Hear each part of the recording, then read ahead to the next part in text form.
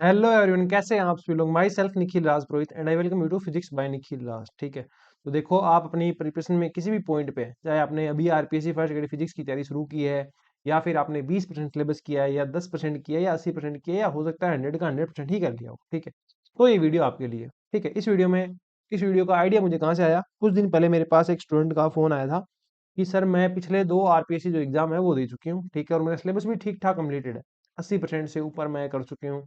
तो अब मेरे क्या स्टेप्स होने चाहिए। ठीक है, और पिछली बार जो 2025 जून वाला मैंने एग्जाम दिया था, उस टाइम भी मेरी काफी ठीक ठाक तैयारी थी। उसके बाद भी मेरा जो स्कोर है वो 150 160 के अप्रोक्स ही रह गया था। ठीक है, जहां मुझे लगता है कि जो कट ऑफ है वो रहनी चाहिए अपने पास 240 के आसपास। ठीक है, तो लगभग 100 नंबर का गैप आप कह सकते हो, 100 नंबर का गैप है।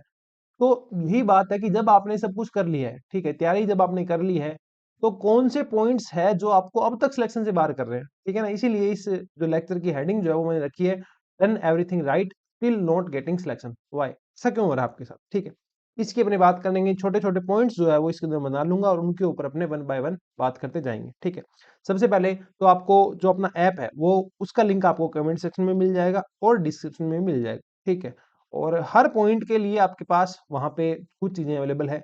जैसे कि किसी को क्रैश कोर्स देखना है तो वो अवेलेबल है, प्रैक्टिस बैच देखना है तो वो अवेलेबल है, टेस्ट सीरीज देखनी है तो वो अवेलेबल है। ठीक है, कंप्लीट बैच देखना है तो वो अवेलेबल है, एमएससी का पार्ट अलग से चाहिए तो वो भी है, बीएससी एमएससी का अलग से चाहिए तो वो भी है, पीजीटी का बैच चाहिए, एनवीएस केवीएस की टेस्ट सीरीज चाहिए, एचपीसी का बैच चाहिए, एचपीसी की टेस्ट सीरीज चाहिए, तो सारा का सारा कंटेंट जो है वो ऐप में अवेलेबल है। वहां जाकर के आप देख सकते हैं। ठीक है, ये थोड़ी सी इन्फॉर्मेशन थी। कोई क्वेरी हो तो ये आपके पास रहे व्हाट्सएप नंबर। ठीक है, और इस वीडियो को देखने के बाद भी आपको कोई डाउट आता है, कोई क्वेरी आती है, तो आप इन नंबरों पर मैसेज करके अपनी जो क्वेरी है, अपने जो डाउट्स है, वो रिजोल्व करा सकते हैं। ओके, अब अपनी बात करते हैं। चलो देखो, मेन जो अपना पॉइंट क्या है इस लेक्चर के अंदर, प्रमोशन अपना इस लेक्चर के अंदर मेन पॉइंट नहीं है।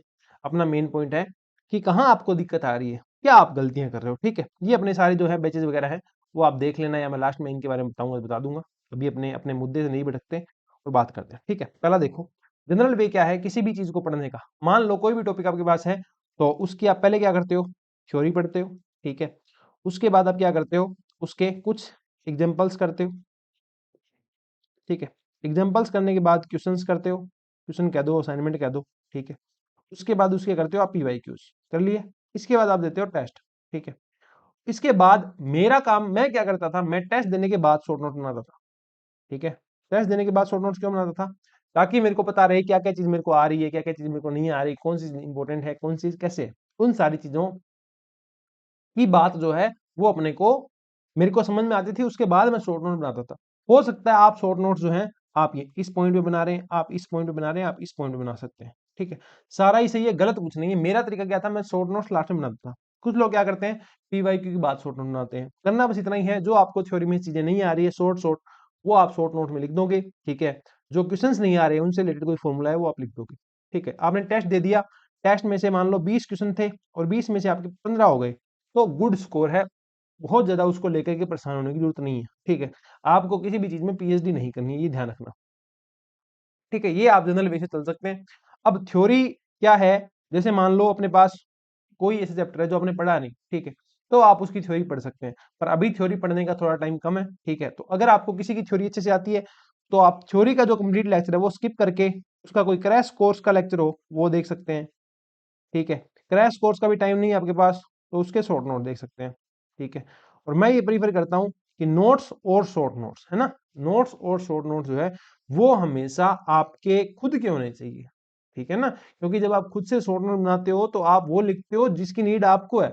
कोई दूसरा नोट्स बनाएगा तो वो कभी नहीं लिखेगा जिसकी नीड आपको है। ठीक है ना, प्रत्येक बंदे का माइंडसेट अलग होता है, प्रत्येक बंदा अलग तरीके से सोचता है, किसी को टफ कुछ लगता है, किसी को टफ कुछ लगता है।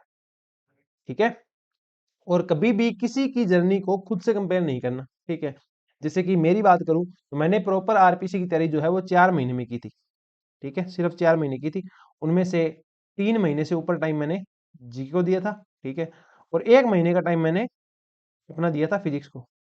तो अब सारे कहते हैं कि सर आपने तो सिर्फ 4 महीने में क्रैक कर लिया। नहीं, इससे पहले 2 साल तक मैं फिजिक्स पढ़ रहा था। इससे पहले कितने साल तक, 2 साल तक मैंने जो अपने सारे एग्जाम, नेट हो गया, गेट हो गया, टीआईएफआर हो गया, है ना, बीआरसी हो गया, और भी बोलो आप, आईयूएससी साइंटिस्ट हो गया, है ना, और एचकेट हो गया, इसके अलावा भी और बहुत सारे एग्जाम थे, सारे के सारे एनवीएस हो गया। ठीक है। ये सारे के सारे एग्जाम है ना मैंने क्रैक कर रखे थे पिछले 2 साल के अंदर। तो जब बंदा इतने एग्जाम क्रैक करके आएगा तो उसका माइंडसेट किस लेवल का होगा, उसका नॉलेज किस लेवल का होगा, तो वो चीजों ने मेरी यहाँ हेल्प की थी। तो आप ये नहीं कह सकते कि मेरा सिलेक्शन 4 महीने का है, मेरा सिलेक्शन 2 साल 4 महीने का है। ठीक है ना, ये भी कहना गलत है, क्योंकि 11th 12th में फिजिक्स पढ़ी थी, अपने एमएससी में पढ़ी थी, बीएड के ड्यूरिंग में मैं पढ़ता था। ठीक है, फिजिक्स से पढ़ता था। तो ये सारी जर्नी है, तो कभी भी किसी को कंपेयर नहीं करना कि सर क्या मैं ऐसे कर सकता हूँ, नहीं। नए अपना कभी स्वभाव चेंज करना कि तुम इस तरीके से पढ़ते हो, इसको तुम कंप्लीटली चेंज कर दो। ठीक है, ऐसा आपको नहीं करना है।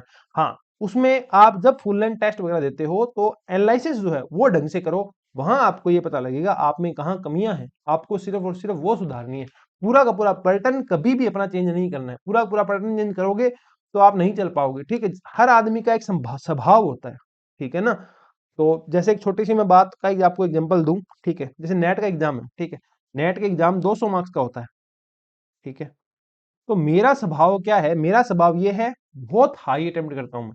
मेरा अटेम्प्ट क्या रहता है, बहुत ही हाई अटेम्प्ट रहता है ना। और मेरा एक फ्रेंड है, उसका जो अटेम्प्ट रहता है ना वो लो अटेम्प्ट रहता है, मतलब जो हमारा ग्रुप है उसमें से सबसे लोएस्ट अटेम्प्ट उसका ही होगा। ठीक है, और मेरा हाईएस्ट अटेम्प्ट होता है। वो अपनी एक्यूरेसी बढ़िया रखता है। ठीक है, 80+ लेके जाता है एक्यूरेसी। मेरी जो एक्यूरेसी है वो थोड़ी सी 80 से डाउन रहती है। ठीक है, मान लो 75 के अप्रोक्स मान लो। मैं भी सिलेक्ट हुआ और वो भी सिलेक्ट हुआ। समझे आप बात।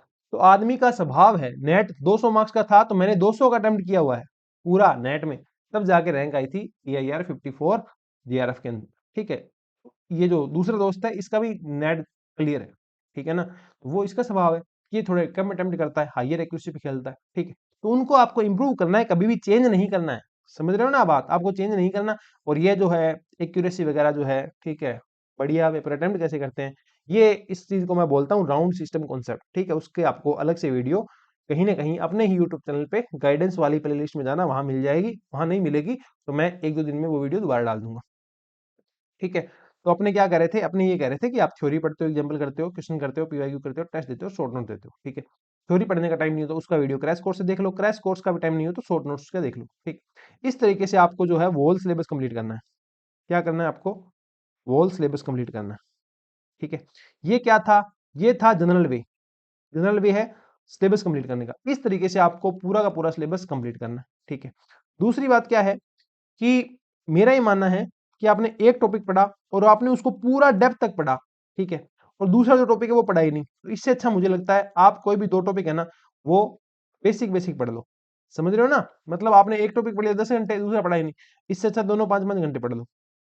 मेरा ये मानना है। ठीक है, क्योंकि हायर चांस ही रहते हैं कि जो क्वेश्चन होगा आपका वो इजी से लेके मॉडरेट लेवल तक होगा। ठीक है, दूसरी बात तो कि टफ क्वेश्चन आएगा नहीं, और आ गया तो पेपर में आपको प्रत्येक क्वेश्चन के लिए 1 मिनट मिल रही है, उस 1 मिनट में वो क्वेश्चन नहीं हो पाएगा। ठीक है, तो जो क्वेश्चन आप कर ही नहीं सकते उसको आपको बहुत ज्यादा नहीं करना है। ठीक है, जैसे आपको एग्जांपल देता हूँ, मेरे पास एक डब्बा है मिठाई का, ठीक है ना, स्वीट्स का, तो मुझे स्टूडेंट्स में वो बांटनी है। तो मैं क्या करूंगा, पहले प्रत्येक स्टूडेंट को, ईच एंड एवरी स्टूडेंट को एक पीस दूंगा। उसके बाद बचेगी तो उनको थोड़ी थोड़ी और दूंगा। ठीक है, ये थोड़ी करूंगा पहले एक स्टूडेंट को 2 दे दी, फिर दूसरे को 3 दे दी, फिर लास्ट में जो स्टूडेंट उसके लिए बची नहीं तो। ठीक है, तो ऐसा ही आपको यहाँ करना है ना। आपको यहाँ अपना क्या करना है, टाइम डिस्ट्रीब्यूट करके रखना है ना, टाइम डिस्ट्रीब्यूट करके रखना है। ठीक है, कि सिलेबस के प्रत्येक पॉइंट को है ना आप ढंग से टाइम दे पाओ। समझ रहे हो, जैसे कि मतलब मान लो 11th 12th का पोर्शन है, तो वहां तो आप चाहो ना आप उतने क्वेश्चन कर सकते हो, तो उतने क्वेश्चन करोगे तो बाकी कब पढ़ोगे आप। ठीक है, तो बेसिक बेसिक अपने 20-30 क्वेश्चन आप कर लो। ठीक है, पीवाईक्यू कर लो और टेस्ट लगा लो, इतना क्वेश्चन काफी है। एमएससी वाले में सिर्फ बने बनाए क्वेश्चन ही है, गेट के हो गए, नेट के हो गई, जैम के हो गई, वो पीवाईक्यू ही है। उनको आप रिलेवेंट कंटेंट आपको कोई ना कोई किसी न किसी कोचिंग से मिल जाएगा, वो आप कर सकते हो। ठीक है ना, कहीं नहीं मिले तो अपनी कोचिंग तो है ही। ठीक है, वहां से भी आप ज्वाइन कर सकते हो। ठीक है, तीसरी बात ये आती है एनालिसिस। ठीक है, जैसे एक स्टूडेंट से मेरी बात हुई तो उन्होंने कहा कि सर मैं ना मई में टेस्ट दूंगी, है ना, मई में टेस्ट दूंगी। कौन से टेस्ट, फुल लेंथ वाले। कौन से वाले टेस्ट, फुल लेंथ वाले। फुल लेंथ टेस्ट जो है वो मई में देना is not a good idea I think. ठीक है, अगर आपने 80% तक सिलेबस कर रखा है, 80% तक सिलेबस कर रखा है, तो आप क्यों डर रहे हो। 80% सिलेबस आपने कर दिया, और ठीक जो ये तरीका बता रखा है आपको, इस तरीके से आपने जो सिलेबस अपना आपने कर रखा है, तो आपको डरने की जरूरत नहीं है। तो आपको टेस्ट कब स्टार्ट कर देनी चाहिए, मेरे अकॉर्डिंग आपको जो मार्च है ना, इसी में टेस्ट स्टार्ट कर देने चाहिए। मैक्स टू मैक्स क्या होगा, मार्क्स से तो नहीं आएंगे, टेक्स्ट आपका फिजिक्स वाला टेस्ट होता है 300 नंबर का, कितने मार्क्स आ जाएंगे? 150 आ जाएंगे। अरे 150 भी नहीं है तो 100 आ जाएंगे, कोई बात नहीं, मर थोड़ी जाओगे, इतने मार्क्स आ जाएंगे। तो पर इतने मार्क्स आने से आपको रियलिटी पता है कि मेरे मार्क्स कितने आ गए हैं। क्यों? एक बहुत बड़ा कॉन्सेप्ट क्या है चीजों को पढ़ने में, कि पढ़ लेंगे तो क्वेश्चन हो जाएंगे, इस तरीके से क्वेश्चन आता है। और रियलिटी में टेस्ट देके स्कोर करने में बहुत अंतर है, समझ रहे हो ना? एक तो ये एक्सपेक्टेशन बनाने में, ये पढ़ूंगा, ये याद होगा, क्वेश्चन आएगा, ऐसे हो जाएगा, ये रास्ता कभी ऐसा नहीं होता है, ठीक है ना? रास्ते के अंदर बहुत कुछ होता है। जब आप पेपर अटेम्प्ट करोगे तो आप उसको सोचोगे भी, आप तिकड़मबाजी भी लगाओगे, आप ऑप्शन से भी करोगे, आप गलतियां भी करोगे, आप डायमेंशन से भी करोगे, आप कोई और फॉर्मूले से भी करोगे, आप एमएससी का कॉन्सेप्ट भी लगा सकते हो, बीएससी का भी लगा सकते हो, 11 12 का भी लगा सकते हो। तो वो सारा खोपड़ा चलना, दिमाग चलना कब शुरू होगा? जब आप पेपर अटेम्प्ट करोगे। तो पेपर अटेम्प्ट करना बहुत जरूरी है। करने के बाद इसको आप ढंग से क्या कर सकते हैं, इसकी एनालिसिस कर सकते हैं, ठीक है? और हमेशा ट्राई करना है, आपका जो स्ट्रेस है दिमाग का, वो उस लेवल का आप रखें जिस लेवल का आपका एग्जाम में होने वाला है, ठीक है? मैं हमेशा ये सजेस्ट करता हूं कि एग्जाम देने से पहले, टेस्ट जब आप दे रहे हो, 5 मिनट पहले आंखें बंद करो और ऐसे सोचो कि आप उस एग्जाम हॉल में बैठे हो, ठीक है ना? हाई रियलिटी तो वो नहीं हो सकती, पॉसिबल नहीं है, पर ट्राई करो आप कि आप एटलीस्ट अपने माइंड सेट को उस चीज में रखो कि मेरा भाई इस तरीके से एग्जाम है, ये एग्जामिनर घूम रहा है, ठीक है, ऐसे ऐसे चीजें हो रही है, जयपुर के किसी कोने में आपका सेंटर है, ठीक है? तो आप एग्जाम दोगे तो ज्यादा आप रियलिटी की तरफ जा पाओगे, ठीक है? वहां फिर आपको एनालिसिस ढंग से करनी है, ठीक है ना? अटेम्प्ट ढंग से करना है, ठीक है? राउंड सिस्टम के बिना तो पेपर के स्टार्ट ही नहीं करना, राउंड सिस्टम के बिना तो स्टार्ट ही नहीं करना, ठीक है?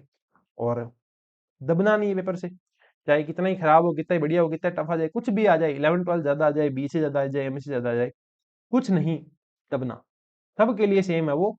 ये राउंड सिस्टम कैसे करना है, एनालिसिस कैसे करना है, वो अपनी एक नई वीडियो आएगी, आप उससे जो है वो देख सकते हैं, ठीक है? चौथे पॉइंट की अगर मैं बात करूं, ठीक है ना, एक क्या होता है कि स्टूडेंट फोन करके बोलते हैं, पूछते हैं कि सर स्ट्रेटजी बता दो, ठीक है ना? मतलब प्रॉपर लिख के दे दो कैसे क्या करना है, मेरी ये स्ट्रेटजी है, क्या इसको मैं चेंज करूं? देखो सबकी स्ट्रेटजी अलग अलग होती है, और मैं हाईली यही रिकमेंड करता हूं, कभी अपनी स्ट्रेटजी को चेंज नहीं करना होता है ना, पूरा चेंज नहीं करना होता, सीख सकते हैं, ठीक है ना? आप हर किसी से भी सीख सकते हैं। तो जब आप फुल लेंथ टेस्ट दे रहे हो ना, सबसे बड़ी बात और सबसे ज्यादा इंप्रूवमेंट जो है, सबसे ज्यादा मार्क्स इंप्रूवमेंट जो होगी ना, वो आपकी फुल लेंथ टेस्ट से होंगे, ठीक है ना? फुल लेंथ टेस्ट भी कैसे होना चाहिए? ऐसा होना चाहिए जैसा आरपीएससी बनाती है, ठीक है ना? रिलेवेंट होना चाहिए, ऐसा नहीं होना चाहिए आरपीएससी दे रही है आसमान तुम्हारा हो जमीन, है ना, या आरपीएससी दे रही है जमीन तुम्हारा हो आसमान, ऐसा नहीं होना चाहिए। रिलेवेंट पेपर होना चाहिए। वो कब आता है, वो कब बनता है सेम का सेम वैसा पेपर? जब आप ढंग से बैठ के पेपर, एक टीचर जो उसको एनालिसिस करता है उसके बाद बनाता है, ठीक है? कहीं देख लेना, मिले बढ़िया, नहीं मिले तो अपने वाले तो फिर है ना? मोस्ट रिलेवेंट और अफोर्डेबल मेरी बनाने की वो ट्राई रहती है। पिछले 3 साल से मैं इसी फील्ड में, इसी चीज में मेहनत कर रहा हूँ, ठीक है? तो आप ज्वाइन कर सकते हैं अगर आपको ठीक लगे तो, ठीक है? फुल लेंथ टेस्ट आप अटेम्प्ट करेंगे, वहां आपको अपनी गलतियां पता चल जाएगी, है ना? आपके जो एरर्स हैं वो आपको बता रहेंगे कि मैं यहाँ गलतियां कर रहा हूँ और ये चीज मेरे को ऐसे इंप्रूव करनी है। तो उस तरीके से आप थोड़ा उसको इंप्रूव कर सकते हैं। अपना जो तरीका है आपका, थोड़ा सा पढ़ने का हो गया, अटेम्प्ट करने का हो गया, ठीक है, उसको आप थोड़ा सा इंप्रूव कर सकते हैं, ठीक है? और क्वेश्चंस की बात करें कि कहाँ से कितने क्वेश्चन आएंगे, तो हार्श रियलिटी इज दैट किसी को नहीं पता कि कहाँ से अपने पास कितने क्वेश्चन आने वाले। एक आइडिया होता है सबका, ठीक है? वो आइडिया फिट बैठ भी सकता है, नहीं भी बैठ सकता, ठीक है? किसी को दुनिया में ऐसा कोई टीचर नहीं है जो आपको ये बता दे परफेक्टली कि आरपीएससी कैसे क्या देने वाली, आइडिया है। वो आइडिया मेरा ये है कि जो साइकोलॉजी है अपने पास, साइकोलॉजी वाला जो पार्ट आता है पेपर 2 के अंदर, उसमें से लगभग 10 क्वेश्चन आएंगे, ठीक है? 10 से 15 कर सकते हो आप, ओके? और जो बीएससी एमएससी है, बीएससी अलग है, एमएससी अलग है, और 11 12 एक अपने पास, है ना? एमएससी में से मुझे लगता है लगभग 30 क्वेश्चन आपको देखने को मिलेंगे, बीएससी में 52 से 55 क्वेश्चन आपको देखने को मिलेंगे, और 11 12 में 55 से 58 क्वेश्चन आपको देखने को मिलेंगे, ठीक है? ये मेरा एनालिसिस है जो पिछली बार भी स्टिक रहा था, ठीक है? तो ये हो सकता है कि ऐसा पैटर्न है। जैसे अपने एचपीएससी की बात करें, तो एचपीएससी ने जब सब्जेक्टिव एग्जाम लिया था, तो एचपीएससी ने कहा कि सिलेबस दिया था 11 12 भी आएगी, बीएससी भी आएगी, एमएससी भी आएगी, डिस्क्रिप्टिव के अंदर, ठीक है? लेकिन जब उन्होंने एग्जाम लिया तो उनमें उसमें उन्होंने सिर्फ 11 12 के क्वेश्चन दे दिए, ठीक है? दे दिए, अब क्या करें उस चीज का, ठीक है ना? दे दिए उस चीज का, अपने कुछ भी नहीं कर सकते हैं, है ना? तो थोड़ी सी ये बात भी रहती है कि सब लोग अपना, है ना, एक जस्ट आइडिया ही शेयर कर सकते हैं कि कैसा रहने वाला है और कैसा नहीं रहने वाला। ओके, तो बहुत ज्यादा उस पर बायस नहीं होना है। क्यों? क्योंकि जो पलटन आएगा वो सबके लिए सेम है, वो किसी के लिए भी ऐसा नहीं होने वाला कि तुम्हारे लिए अलग है, किसी और के लिए अलग है। तो जो आ रहा है, जैसा तुम्हें मिल रहा है ना, तुम्हें इसी में से अपना बेस्ट निकालना पड़ेगा, अपना जो रिजल्ट है वो निकाल के लाना पड़ेगा। नहीं निकाल के लाओगे तो काम नहीं चलेगा। सिंपल सी बात है, तुम्हारे अलावा बहुत लोग बैठे हैं सिलेक्शन लेने वाले, है ना। कुछ लोग 10 बार आरपीसी का एग्जाम दे देंगे तो भी निकलेगा, और कुछ लोग 2 बार दे देंगे तो भी नहीं निकलेगा। ठीक है ना। तो ये थोड़ा सा ध्यान रखना है, सबके लिए सेम पैटर्न नहीं आता है, अपने कर्म करते जाओ, बाकी देखी जाएगी। ठीक है। और सबसे बड़ा पॉइंट ये है कि सिलेक्शन कभी है ना श्योर है ही नहीं, ये ध्यान रखना। कोई कहता है ना श्योर सिलेक्शन है, गारंटी सिलेक्शन हो जाएगा, कोई जरूरी नहीं है कि आपका श्योर सिलेक्शन होगा। कभी भी ऐसा क्यों नहीं है? क्योंकि देखो, सिंपल सा आपको एक कॉन्सेप्ट बताता हूँ। एक कैंडिडेट है, मान लो वो आरपीसी में सिलेक्ट हो गया, ठीक है। इसका मतलब ये थोड़ी है कि उस कैंडिडेट से इंटेलिजेंट कोई कैंडिडेट था ही नहीं, है कि नहीं। उससे 10 गुना इंटेलिजेंट कैंडिडेट भी आपको मिलेंगे, पर वो 3 घंटे के अंदर है ना, उसका उसकी किस्मत बढ़िया थी। किस्मत का भी एक काफी बड़ा रोल होता है। उसकी किस्मत बढ़िया थी, उसके एनालिसिस बेटर थे, उसकी स्ट्रेटजीज बेटर थी। ठीक है, इतना कुछ डिपेंड करता है। तो श्योर सिलेक्शन तो कभी होता ही नहीं है ऐसा कुछ। ठीक है, पर ये है कि मेहनत करने वाला है ना, उसको जब वो अगर वो इस लेवल की मेहनत करता है ना, तो चाहे इस लेवल का ना मिले, पर इस लेवल का तो मिल ही जाता है। ठीक है, तो एक डायरेक्शन के अंदर ढंग से मेहनत करते रहोगे तो चीजें जो है वो नहीं छूटेगी। कुछ ना कुछ तुम हमेशा उखाड़ लोगे जिंदगी में, ऐसा मुझे लगता है। तो बहुत ज्यादा इस पे बाइस्ड भी नहीं होना कि सर सिलेक्शन श्योर हो जाए। हाँ, ये कह सकते हो कि मैं अपना बेस्ट देना चाहता हूँ, और पेपर की तैयारी से एग्जाम होने के जस्ट पहले मुझे ये लगना चाहिए कि मैं इससे बेहतरीन है ना कुछ कर ही नहीं सकता था। वो तुम्हारी जो तैयारी है वो परफेक्टली मानी जाती है। बाकी जो वो पेपर कैसा आता है, तुम्हारे सेट होता नहीं होता, उस 3 घंटे में तुम्हारी किस्मत कैसी रहती है, इन सब चीजों पे भी बहुत कुछ डिपेंड करता है। ठीक है, सिलेक्शन के अंदर सिर्फ किताबें नहीं लगती, बहुत कुछ लगता है, और उस बहुत कुछ के अंदर सभी आ गया। ठीक है, ये थोड़ा सा आप ध्यान रखें। ठीक है, और बिल्कुल सिंपल वे है, ठीक है ना। बहुत ज्यादा ऐसे कोई चमकीला या कह दो शाइनिंग बिहेवियर नहीं है सिलेक्शन लेने के लिए। ये लगता है, ये लगता है, ये लगता है, नहीं। चाहे 2 घंटे कम पढ़ो, चाहे 8 घंटे पढ़ लो, कोई बात नहीं, पर जब पढ़ो तो ढंग से पढ़ो, डिस्ट्रैक्शंस अपनी साइड में रख दो। सिलेक्शन का एक प्राइस है, वो आपको पे करना पड़ेगा। आप अपने तैयारी की जर्नी में, सिलेक्शन की जर्नी में जिस भी पॉइंट पे हैं, ठीक है ना, उसी पॉइंट से आप ये जो पॉइंट्स आपको बताए हैं इनको इंक्लूड कर सकते हैं। आपकी स्ट्रेटजी कंप्लीटली फ्लिप नहीं करनी है, उसको आप थोड़ा बहुत चेंज कर सकते हो। जो मैंने जो आइडियाज दिए, जो बातें बताई है, उनमें से कुछ इंक्लूड करके और बेटर मूव कर सकते हो, ऐसा कर सकते हो। जैसे मैं छोटी सी बात करूं, तो मुझे ऐसा लगता है कि एमएससी में जो न्यू टॉपिक ऐड हुए ना, या तो उनसे क्वेश्चन आएगा ही नहीं, आएगा ना तो बहुत बेसिक आएगा। तो उनके अंदर बहुत ही ऐसे पीएचडी करने की जरूरत नहीं है, क्योंकि पहली बात तो वो टॉपिक नहीं है, नहीं है। पहले से किसी कोचिंग ने उनका कंटेंट जो है वो पढ़ा नहीं रखा। ठीक है, जो आरपीसी कोचिंग कराते हैं, तो उनको अब हो सकता है वो कंटेंट आपको मिले भी नहीं। मैंने हालांकि वो करवा दिया बैचेज के अंदर। तो उस कंटेंट के अंदर, उस नए वाले जो सिलेबस दिया है उसके अंदर उन चीजों को आप बेसिकली पढ़ लीजिए, बेसिक बेसिक चीज पढ़ लीजिए। उनसे आपका जो काम है वो बन जाएगा। बहुत ज्यादा आपको उनसे बाहर भागने की जरूरत नहीं है। ठीक है ना, वहां आपका काम चल जाना चाहिए, ऐसा मुझे लगता है। ठीक है, तो थोड़ा सा ऐसे आप सोच सकते हैं। बाकी मैं देख लेता हूँ कोई पॉइंट अगर रह गया हो। मैंने कंप्लीट इसकी स्क्रिप्ट स्क्रिप्ट टाइप लिख ली थी।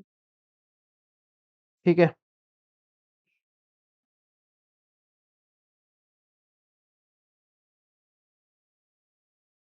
ठीक है, बस यही चीजें थी कि आराम से बढ़िया पढ़ो और टेस्ट ही लगानी शुरू करो। टेस्ट तुम्हारे रिलेवेंट होने चाहिए। ठीक है, अगर थ्योरी किसी टॉपिक की नहीं पढ़ रखी तो पढ़ लो, टाइम नहीं है तो उसके नोट्स पढ़ लो, नोट्स पढ़ने का टाइम नहीं है तो क्रैश कोर्स का वीडियो देख लो, क्रैश कोर्स का टाइम पढ़ने करने का टाइम नहीं है तो शॉर्ट नोट्स का वीडियो देख लो। ठीक है, उसके बाद उसके टेस्ट लगाओ, उसका एनालिसिस करो। Full length test at least तुम्हें मार्च में स्टार्ट करने हैं, बहुत ज्यादा वेट मत करो। 80% सिलेबस कंप्लीट है ना, तो भी आप जो फुल लेंथ टेस्ट जो है वो दे सकते हो, कोई बड़ी बात नहीं है। सभी टॉपिक को थोड़ा थोड़ा टाइम दे के रखना है। पेपर 1 में भी 40% लाने हैं, पेपर 2 में भी 40% लाने हैं, और ओवरऑल टारगेट भी 300 का आपको रखना चाहिए। मुझे ऐसा लगता है जनरल कैटेगरी का कोई कैंडिडेट है, उसको 300 का टारगेट रखना चाहिए। हाँ, 300 मेरिट कभी जाएगी नहीं, ठीक है, पर 300 का टारगेट रखोगे तो 250 मार्क्स आ जाएंगे। ठीक है, और 250 मार्क्स मेरिट जा सकती है। हमारे वाले टाइम 243 गई थी या 247 गई थी, इस बार 240 जाने की संभावना है। 2025 जून में जो एग्जाम हुआ था उस पेपर के अंदर। ठीक है, तो ये इतनी चीजें हैं। उम्मीद करता हूँ मैं ये चीजें आपको पसंद आएगी, आपके काम आएगी। और आप इनको यूज करके थोड़ा काफी आगे बढ़ जाएंगे, मैं उम्मीद करता हूँ। ठीक है, इसके अलावा अपने जो कोर्सेज हैं वो भी आप थोड़ा सा देख सकते हैं कि अपने पास ये देखो, पीजीटी फिजिक्स बैच जो है ये अपने पास जो 11th-12th बेसिस पे जो भी एग्जाम होते हैं, चाहे वो एनवीएस हो, केवीएस हो, ईएमआरएस हो, उनके लिए ये पीजीटी फिजिक्स बैच है। आप ऐप में जाकर के देख सकते हैं, वेबसाइट पे भी आपको दिख जाएगा। ठीक है, एक है आरपीएससी प्रैक्टिस बैच, इसमें सिर्फ और सिर्फ रिलेवेंट क्वेश्चंस है 11th-12th बीएससी एमएससी के, वो आप देख सकते हैं ना। जो हमारा बैच है उससे ये डिफरेंट है, कंप्लीट बैच है ना, उससे डिफरेंट है। और RPSC first grade physics batch ये कंप्लीट बैच है, जिसको ऐसे लगे कि मेरे को भाई कंप्लीट बैच ही चाहिए, 2026 वाला एग्जाम हो या 2027 वाला एग्जाम हो, किसी के भी लिए भी RPSC first grade physics complete batch ये आप बाय कर सकते हैं। इसके अलावा आपको कहीं से भी कुछ भी बाय करने की रिक्वायरमेंट नहीं रहेगी। ठीक है, टेस्ट वगैरह सब आ जाएंगे इसमें। ओके, बीएससी एमएससी का भी अलग से बैच है, किसी को चाहिए कि मेरे को तो बीएससी एमएससी का ही अलग से बैच चाहिए, तो बीएससी एमएससी का बैच भी आपको मिल जाएगा। ठीक है, ये रहा बीएससी एमएससी का बैच, यहाँ आपको सिर्फ और सिर्फ बीएससी एमएससी का जो कंटेंट है वो मिलेगा, उनकी प्रैक्टिस वगैरह जो है वो सारी मिल जाएगी। ठीक है, टेस्ट सीरीज भी अपनी चल रही है, मोस्ट रिलेवेंट टेस्ट सीरीज जो है अपनी आरपीएससी की, वो भी ऐप पे अवेलेबल है, आप चाहें तो आप बाय कर सकते हैं। फुल लेंथ टेस्ट जो है पिछली बार 5 थे, इस बार मैं 5 और 5 10 करने वाला हूँ। ठीक है, 5 ऑलरेडी अपलोडेड है, 5 जो है अपने और कर देंगे अपलोड। एचपीएससी की भी अगर कोई तैयारी कर रहा है तो एचपीएससी का भी अपना बैच चल रहा है। ठीक है, वो आप एक बार जाकर के ऐप के अंदर देख लेंगे तो आपको चीजें समझ में आ जाएगी, सही लगे चीजें तो आप बाय कर सकते हैं। ठीक है, हम अपना बेस्ट देने की ट्राई करते हैं, और ये ट्राई करते हैं कि हमारी इनपुट से आप कुछ ना कुछ बेटर आउटपुट निकाल पाए। ठीक है, तो अभी इस वीडियो के अंदर इतना ही, बाकी मिलते हैं नेक्स्ट वीडियो के अंदर, तब तक के लिए thank you, bye bye, take care, bye.